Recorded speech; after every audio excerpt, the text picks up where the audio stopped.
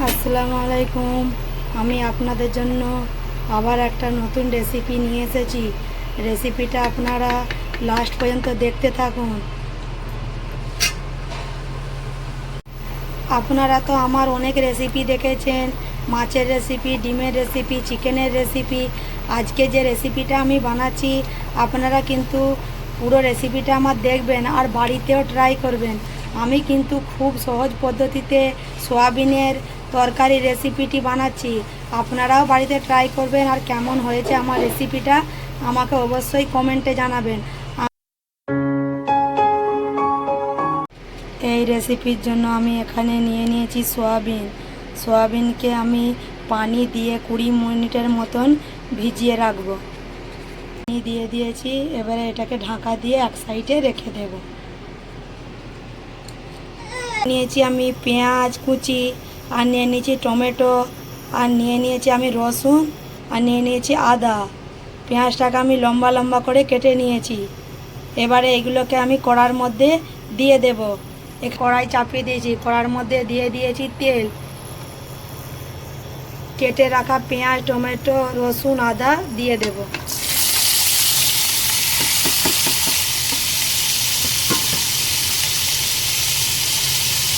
তারপর এর মধ্যে দিয়ে দেব গোটা গরম মশলা, 2টো তেজপাতা। এবারে এইটাকে হালকা নাড়াচাড়া করার পর আমি নামিয়ে নেব। তারপর এর মধ্যে দিয়ে দিচ্ছি আমি 4-5টা কাজু বাদাম।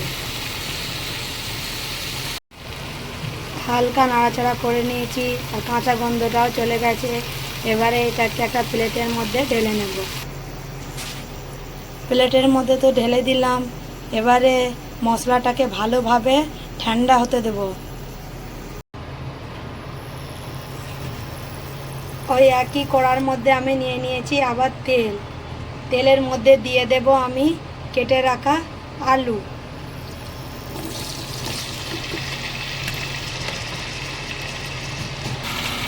তারপর দিয়ে দেব সামান্য পরিমাণ নুন, আর দিয়ে দেব হলুদ গুঁড়ো।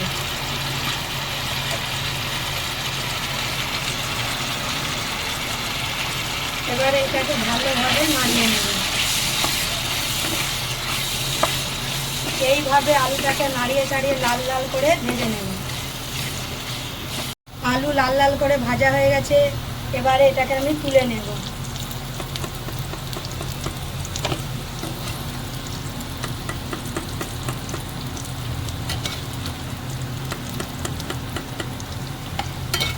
এখানে মশলা ভালোভাবে ঠান্ডা হয়ে গেছে।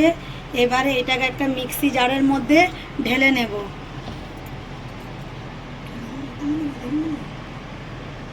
এবার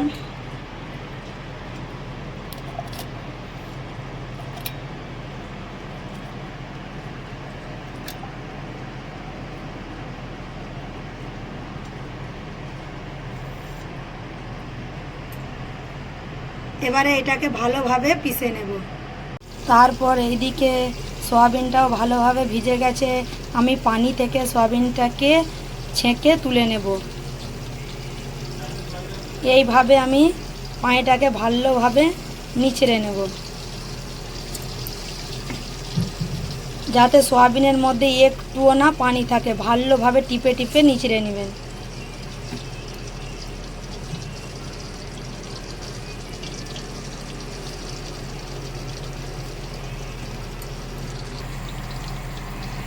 সোয়াবিনটাকে তো আমি পানি দিয়ে ভালোভাবে নিচড়ে নিয়েছি। তারপর এর মধ্যে দিয়ে দেব আমি কিছু মশলা। প্রথমে দিয়ে দেব আমি হলুদ গুঁড়ো, তারপর দিয়ে দেব লঙ্কার গুঁড়ো, তারপর দিয়ে দেবো আমি স্বাদ মতো নুন।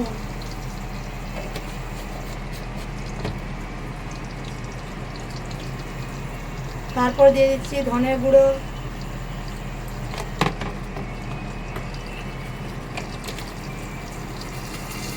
আর জিরের গুঁড়ো।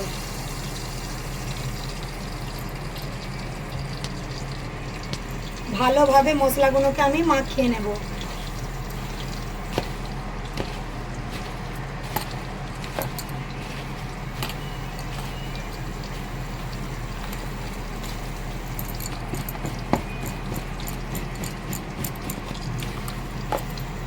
সোয়াবিনের সাথে মশলাগুলোকে ভালোভাবে মাখিয়ে নিয়েছি।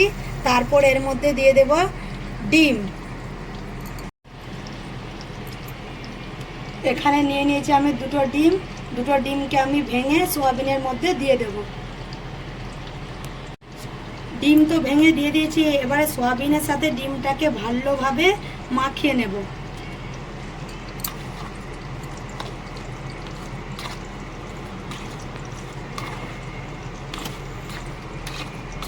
ডিমটাকে কিন্তু ভালোভাবে সয়াবিনের সাথে মাখাতে হবে।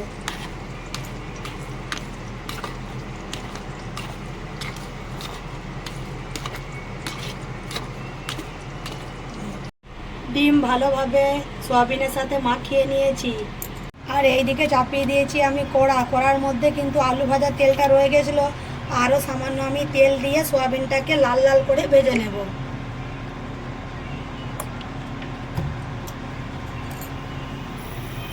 তেল ভালোভাবে গরম হয়ে গেছে, দিয়ে দেব আমি সয়াবিন।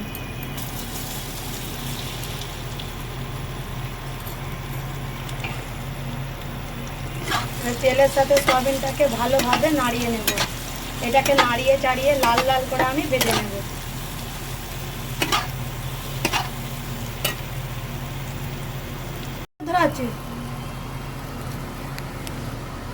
সয়াবিন লাল লাল করে ভেজে নিয়েছি, এবারে তুলে নেব।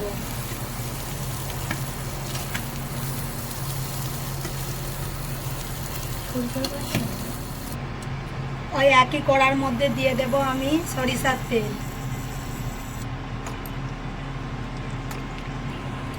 তেল ভালোভাবে গরম হয়ে গেছে, তেলের মধ্যে দিয়ে দেব আমি পিষে রাখা মশলা।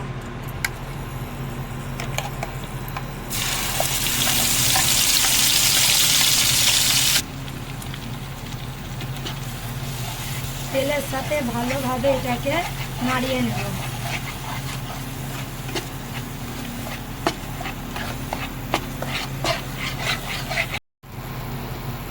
কিছুক্ষণ নাড়াবার পর এর মধ্যে দিয়ে দেব আমি কিছু গুঁড়ো মশলা, হলুদ গুঁড়ো, লঙ্কার গুঁড়ো,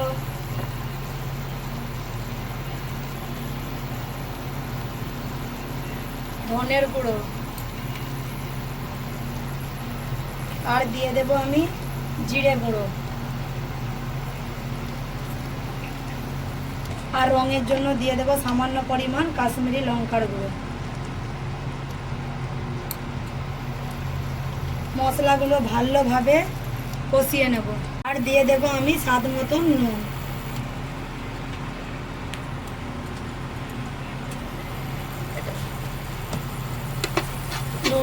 নুনটা ভালোভাবে মশলার সাথে মাখিয়ে নেব।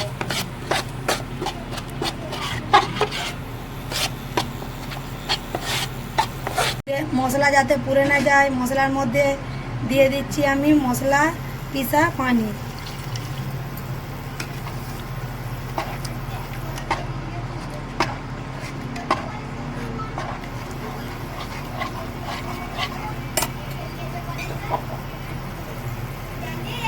পানিটা দিয়ে দিয়েছি, এবারে আমি আরও কিছুক্ষণ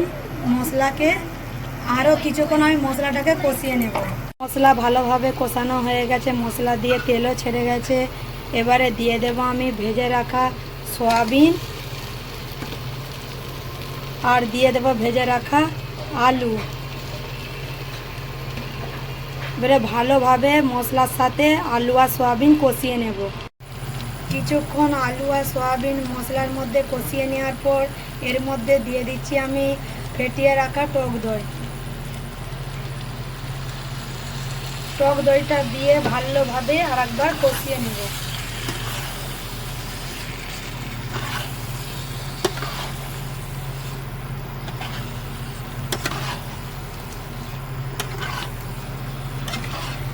কিছুক্ষণ কষিয়ে নিয়েছি, তারপর এর মধ্যে দিয়ে দেব আমি পানি।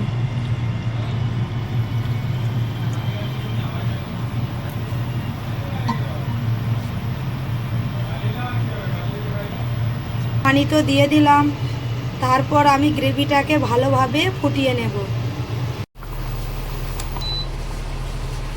সোয়াবিনের তরকারিটা এখানে রেডি হয়ে গেছে। এবারে এটাকে আমি নামিয়ে নেব। যে দেখলেন, আর যদি ভিডিওটা ভালো লেগে থাকে তাহলে আমার চ্যানেলটিকে লাইক সাবস্ক্রাইব করে দিবেন। আরও নতুন নতুন ভিডিও পাওয়ার জন্য নিচের বেল বাটনটাকেও দাবিয়ে দেবেন।